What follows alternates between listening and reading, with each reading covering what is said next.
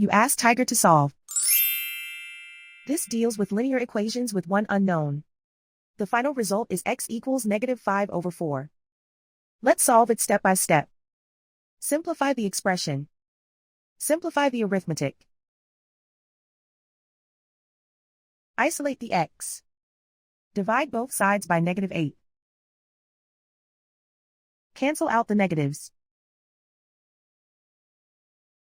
Simplify the fraction. Move the negative sign from the denominator to the numerator. Find the greatest common factor of the numerator and denominator. Factor out and cancel the greatest common factor. And so the final result is x equals -5/4.